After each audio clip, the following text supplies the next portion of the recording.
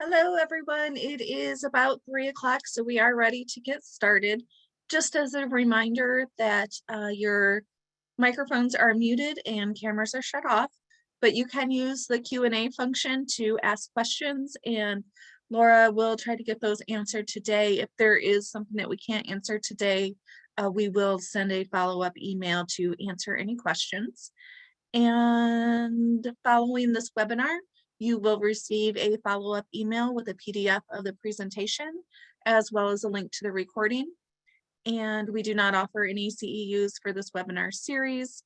And you can find the recordings of previous webinars at our website, and the link is there at the arcmichigan.org website.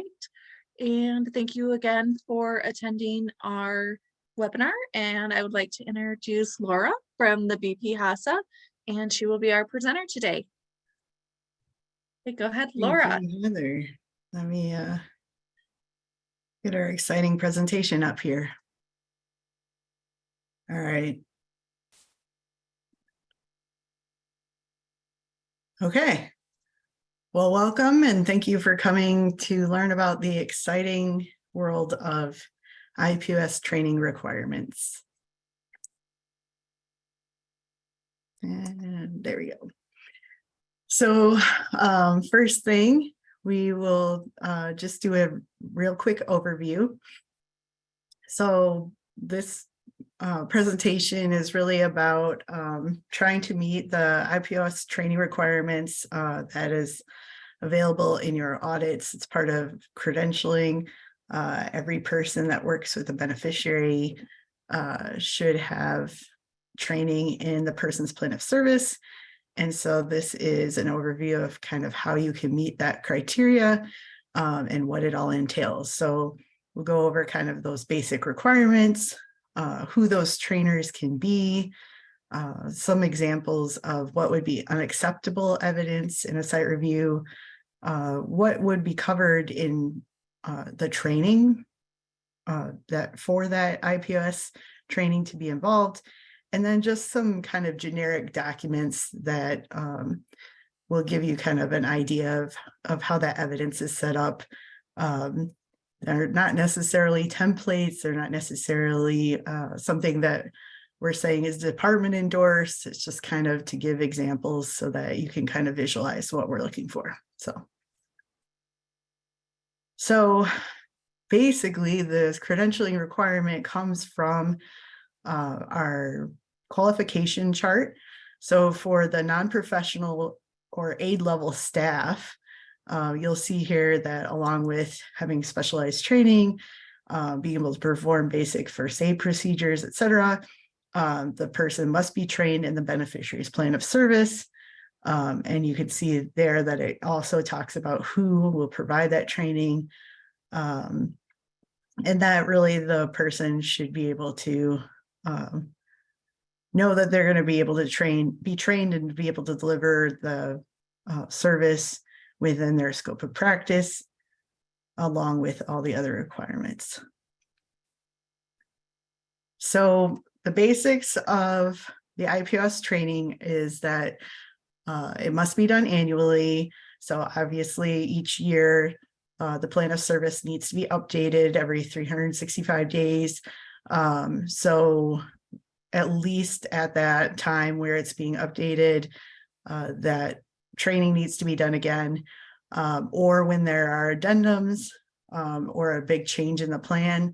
So as you probably know, not all addendums will necessarily need this training. So if you're just doing an amendment to say, we're changing how many units is in this service per se, that doesn't necessarily need a full training again. But if there's a fundamentally big change, like let's say somebody gets a new medical diagnosis, maybe they're diagnosed with a seizure disorder or something, and then that has been added to the plan for the health and safety of the individual, we'd want to make sure that that update has been done and that that training is available to those staff so they know what they're doing. So this training must be done again before staff can work with the person. So that timing is critical of when that person receives the training, we want to see that evidence that happened before the person worked with the individual. And all evidence, must be legible. So if a person signs the document and it's legible, that will count as evidence of who that person was. But if that signature is kind of chicken scratch, then you want to make sure that there's a printed name with that signature. So the basic evidence we're looking for is what date did the training happen? What was the training about? So we want to see something that talks about like the actual training of the plan, not like somebody read the plan or reviewed the plan, but that there was actual content to that training, and not kind of a self-review. Who was trained and who did the training. So some of that unacceptable evidence, as I just said, kind of those self-attestations, something like, I, Sarah Smith, have been trained in the plan. That won't work. Again, that what I had just said, I have reviewed the plan or I've read the plan, those will not work. Just initialing or signing off on the document itself is not proof of training. Anything where there's initials rather than a full name also doesn't work, because then we don't actually know who received that training. And then, using like a signature sheet at the end of the planning meeting, just because you attended the meeting does not mean that you were trained in the plan of service. So that will also not work. I could see where people might think that would be okay, because you were in attendance and kind of got an overview of that plan, but really we want to make sure that that finalized document that ends up with its authorizations and all of the details gets trained by the case holder. So who can do the training? The training is done by the case manager, support coordinator, really the person in charge of that plan, or someone trained by them. So you want to make sure that that proof is done where people have been trained directly by those case managers, and then have training that the subsequent trainer did with that proof when you submit evidence for the audits. It needs to be really clear that that first trainer is the person in charge of the plan. If there's some kind of question, then the auditors are going to have to ask for more evidence to kind of prove that that person was the case manager. So it's important to be really clear about that. So when the case manager does this training for people, it's more than kind of just reading the plan or, I don't know, passing it out and having people read it with you. We really want to make sure that this person really is going over goals and objectives and what really is important for the person and to the person, really talking about the person's real life goals and their vision for what a good life is for them, so that the staff can really be fully aware of what it is the individual's trying to achieve and work with the intention of delivering that service in a way that will promote whatever it is that that person's trying to get to. So the preferences and implementation of care that should be identified in that plan, usually in a section like a methodology or intervention, for example. These are really kind of directions to the workers. Those QIDPs or CMHPs or whatever credentials that that person has, they're really writing up kind of a small plan for those aid level workers to follow. So that's why they are the ones that do this training. So really making sure that they understand kind of what their orders are, their marching orders, I suppose, and know how to follow through on those is really important. And along with this is kind of the person's preferences. So if you are the person who writes the plan, you might know that part of the person-centered planning policy is really identifying those person's preferences. And really that should be around kind of how a person wants to receive their service. So, how does this person like to shower? How do they eat? How do they socialize? Everybody has a different kind of shampoo or soap or whatever that they like to use to get clean. So what is their ideal way of doing those things? And how do those preferences relate to whatever it is that they're trying to achieve in this year's plan? Any specific behavior or medical needs need to be identified and talked about and trained on. This is usually kind of in that health and safety section of the plan. And making sure that any restrictions that are in that plan are also identified. So really looking at, for the staff to know, does this person need their food cut up? Do they need any new supports for mobility to prevent falls? Restrictions, like I had said, lock cabinets, some kind of freedom of movement restriction that's needed for safety.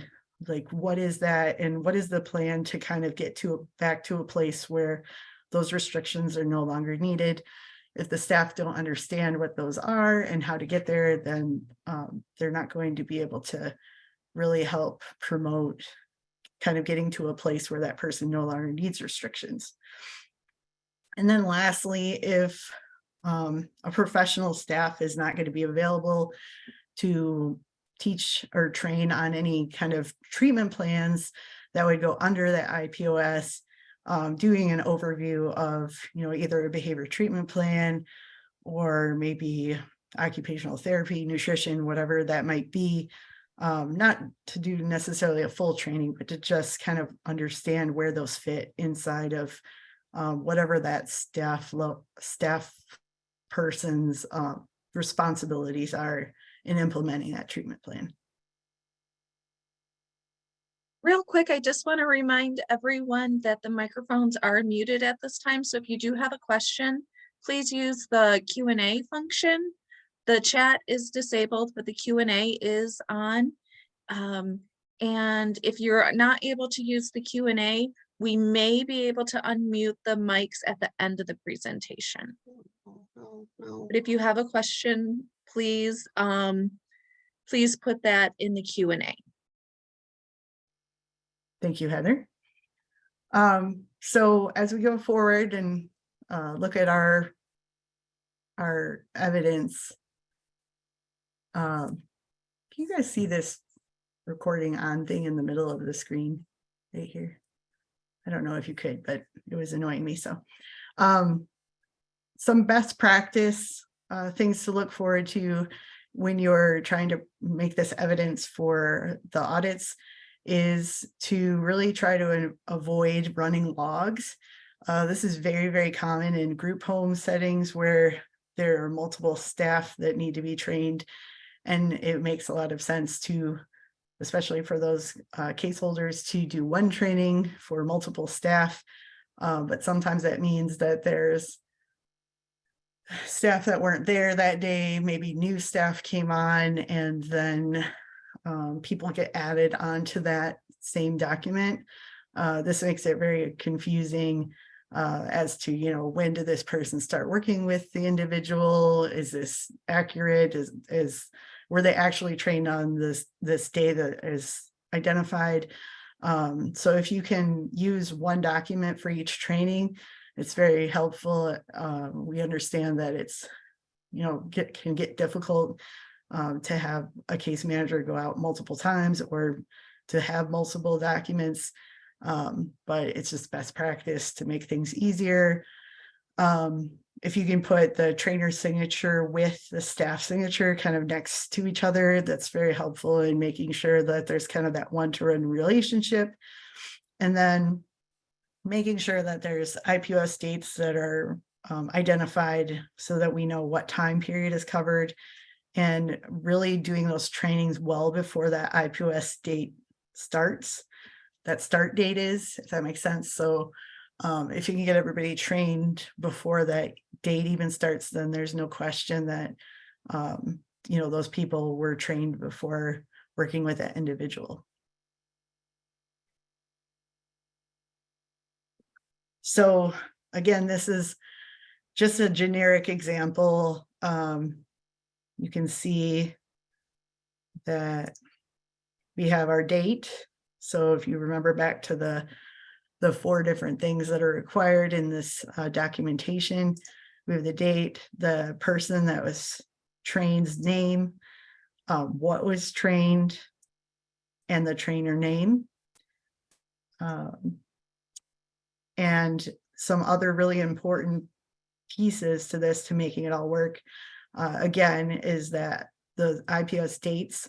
So this would be like, March 1st, 2023 to February 28th, 2024, unless that's a leap year. I can't remember when it is, but and then, who the person is and their WSA number, their ID, and then the trainer, what their name is, and then their credentials. So especially for that, if that case manager is doing that training, to identify them as the case manager. And this is more of an example of that running log that I was telling you about. And you can kind of see where it gets a little more confusing with all of this information, but kind of the same thing. We have, here's the training date. And so you can see that our case manager trainer, Terry Johnson, was doing this training on the 2nd and the 4th. She did it twice. And then these are the people that she trained. So here is where the content of the training is identified. And then who are the people that are trained. You'll notice that we have a printed name and the signature. Sheila Richards did such a great job signing her name that we don't have a printed name next to it, but you can clearly read that that's what that says. And then here's who did the training. So on this sheet, we can see that, Andre Johnson did these trainings. He was already trained by the case manager, so that would be legitimate. And then Juan did these trainings, who was also trained by Terry on the 4th, and then these subsequent trainings all happened after that. So all of these things line up and they are legit, and we have our person's name and the dates covered. So we made sure that these training dates all happened way before this plan even became was implemented. So again, and that's a bigger picture of those dates. So again, really important to make sure that we know what time was covered. And that is because we want to make sure that that worker is not being trained outside of that correct training period. So while those were examples, we really want to make sure that the CMH tailors those documents to what their needs are. And really the intent of all this is making sure that all of the providers are keeping track of, who worked with that beneficiary and who trained them, when they started to work with that individual, how many changes to the plans there were, what was covered, and most importantly, why.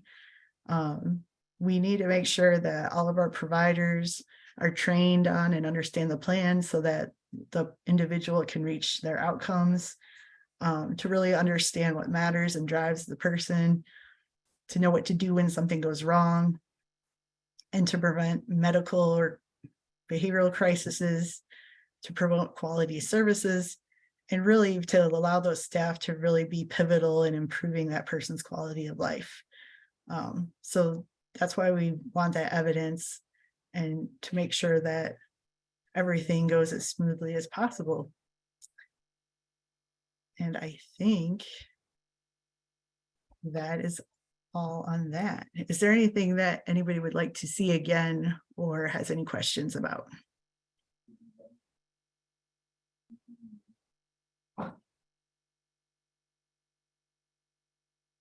We haven't had any questions so far, Laura.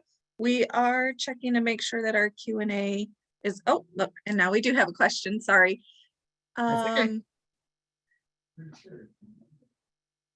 Are you looking for specialty service providers to be trained by the primary case holder of the IPOS?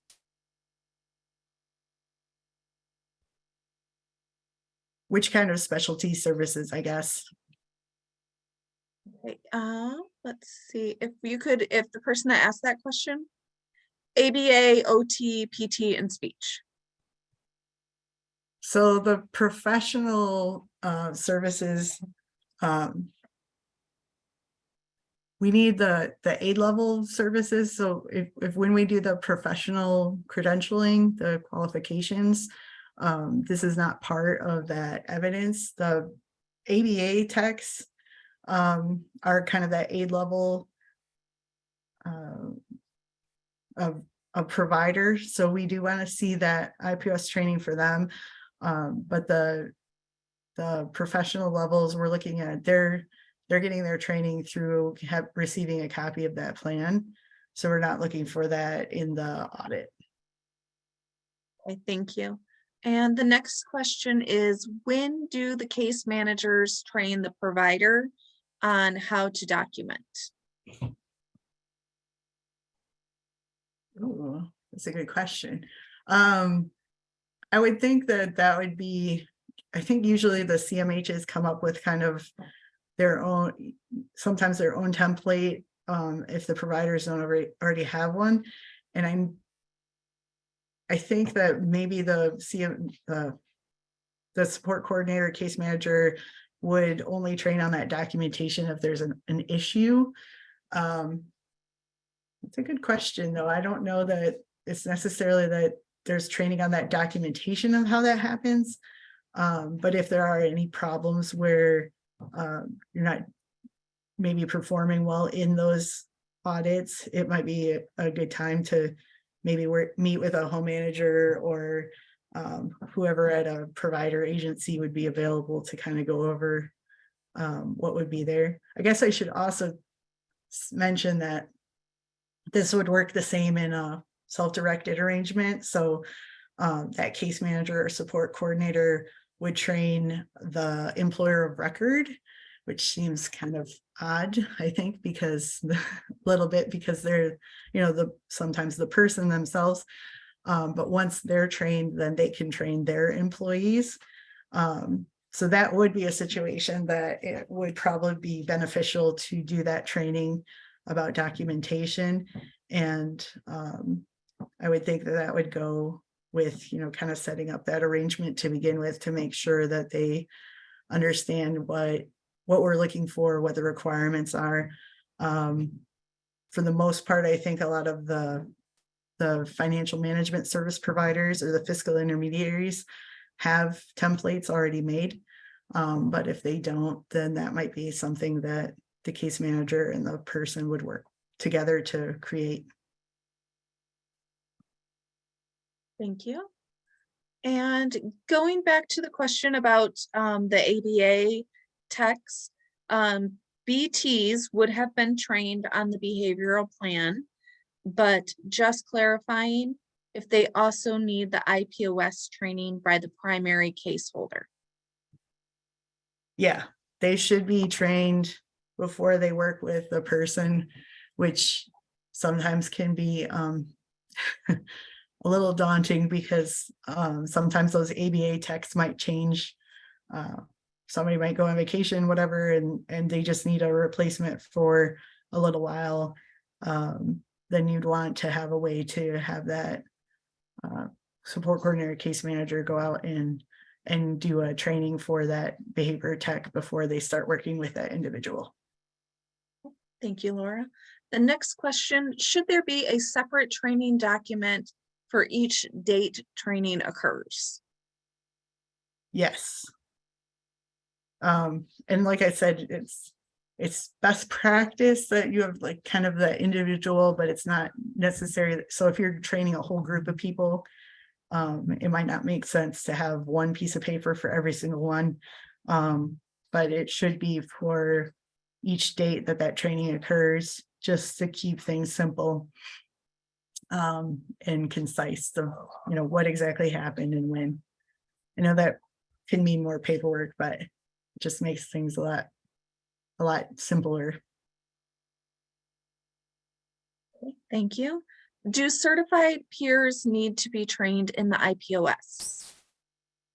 They would be that aid level staff. I'd have to ask the site review team, but I don't know that we are looking to credential certified peers, probably because of our waivers. So it's a good question. I would think that in general, you want people trained in the plan just so that everybody's on the same page of what is going on, whether we're requiring it for that credentialing or not. Okay, thank you. Isn't it hard to train prior to the IPOS meeting because the goals and objectives are being developed at the meeting? So maybe a question a little bit on the timeline. Yeah, I wasn't saying before the IPOS meeting, I'm talking about before the start date. So it's a common misconception that the day that the meeting occurs, that's the start date of the planning period or the document when the implementation starts. But you can very easily hold a meeting, let's say today on March 20th, and then make it so that the start date, and of course this has to line up with your timeline for when the last plan expires. But if you plan ahead and have like, let's just say somebody's plan expires April 4th, you have the meeting date today, are just super great and get this plan whipped up and written in the next 4 days, are able to schedule a training like next week, and then everybody is trained and ready to go for April 4th when the plan is implemented. So not the day of the meeting, but the day that there's a start date. And I think most people's electronic health record allow you to have a different start date than the meeting date. Okay, thank you, Laura. And the next one really wasn't a so much of a question, but a comment. So I'm going to go ahead, just thank you very much for this enlightening presentation. And then the next question is, can't the individual receiving services train staff in their IPOS? Does it have to be the support coordinator or case manager? That initial training always has to be done by the case manager or support coordinator. They're kind of the case holder, writer, keeper of that plan. So while it sounds a little bit odd, especially in those arrangements, even when it's that person who's going to be supervising and managing their employees, for example, you want to have that case manager there. Now, if the person themselves is really like, this is very important to them and they want to be the one that's training people, I would absolutely encourage that person to, kind of co-train with that case manager in those sessions, because it is their life and their plan of service. So it would absolutely, and I think probably be a lot more meaningful to the people that are going to follow that plan, to be able to have that individual there, kind of saying like, this is how I want things done, and this is what my needs are. So absolutely, there's nothing wrong with that. It's just for this document and the evidence that we need, it really has to come from that professional. Okay, thank you. And if anyone else has questions, please, we do have some time. You can put those in the Q&A.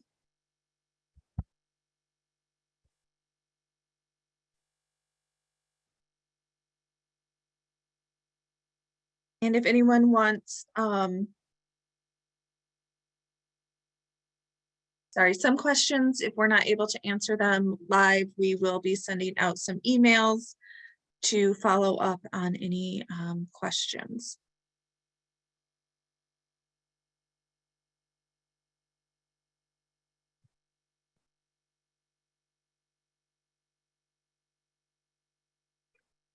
Will this be posted to the ARC website? Yes, it will. It takes us a couple days to get the recording from Zoom and then get that to our tech people, and we will have that uploaded probably early, if not late this week, early next week. We will get that posted along with the PDF of the PowerPoint presentation. And there's also all of our past webinars are on the website as well, and the PDFs that go along with those presentations can be accessed.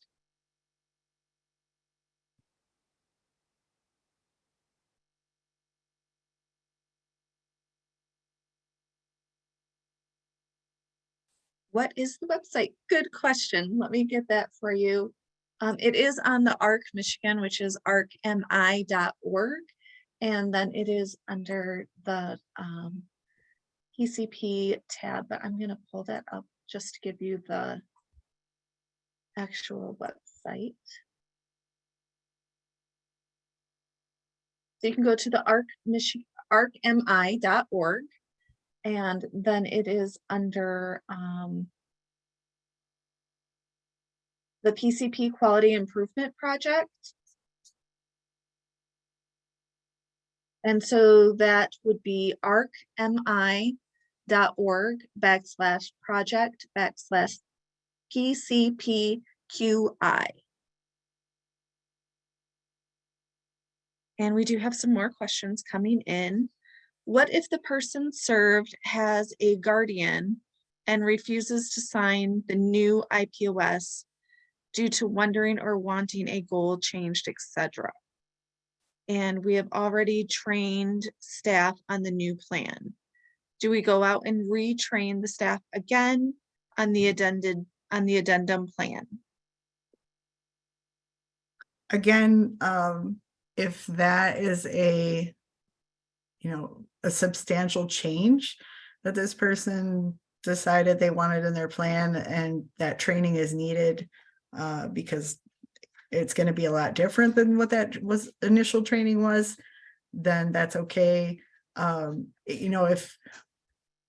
If there's any question about how substantial that change is, or if that training is needed, I would probably defer to that person or their guardian to say, I don't know, I can't think of a good change, but this person, I don't know, wanted to go somewhere on Wednesday and now they want to go on Friday or whatever. That's probably not that substantial.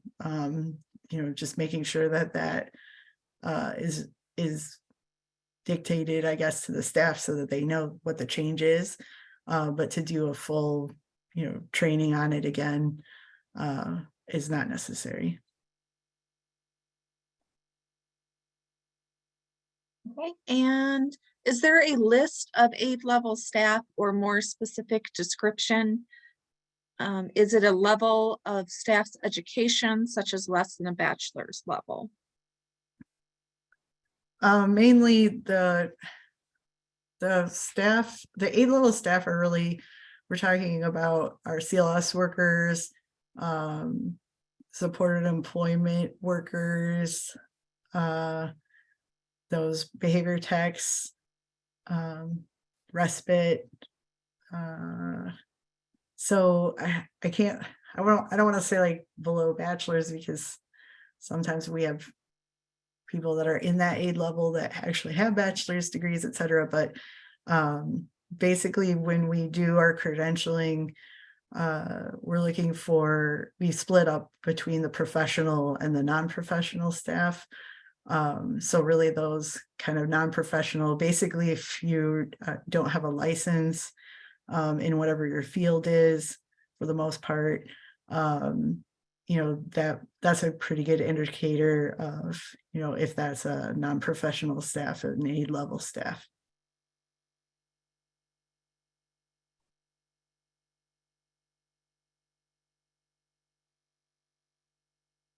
And what if a case manager does not provide the training? What should the provider do in that situation?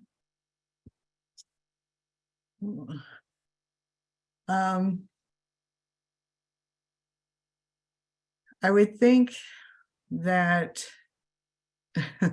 looking towards, making sure that there's communication with that case manager or support coordinator to, let them know that this training needs to be done. If for some reason there's,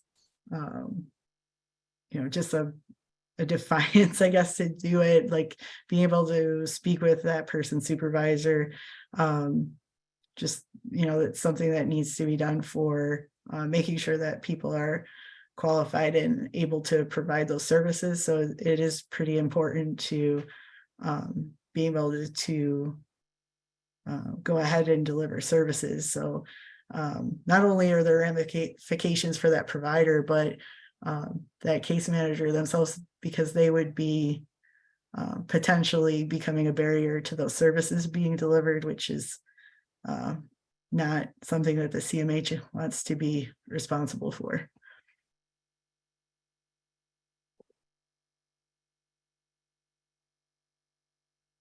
Okay. And that was all the questions so far, but we will leave that open for a few more minutes and see if we have any more questions coming in.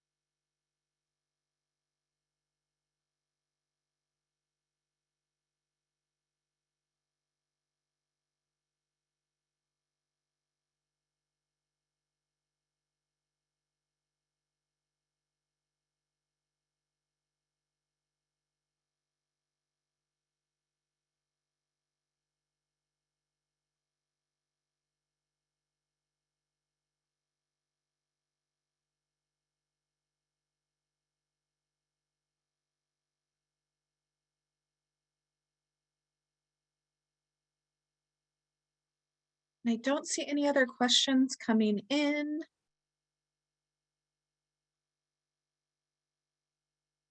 Well, thank you everybody for your time, and I appreciate you wanting to learn more about this, and hopefully you've gained some valuable information for going forward with making sure that people really understand and are trained in our plans of services, which are vital to making sure that people are moving towards, a life that they want, and understanding how to support that person to get where they need to go. So we value your time and making sure that we're doing some good work with the people we serve. So thank you so much for your time again. And thank you, Laura, for presenting with us today and for answering all of the questions. And again, just to let everyone know that we will have the recording posted to the website, and you will receive a follow-up email with the link to the recording and a PDF of the presentation. And thank you all so much for attending. We are going to end a little bit early today. So hopefully you can go out and enjoy some nice weather. Thank you all so much. Bye.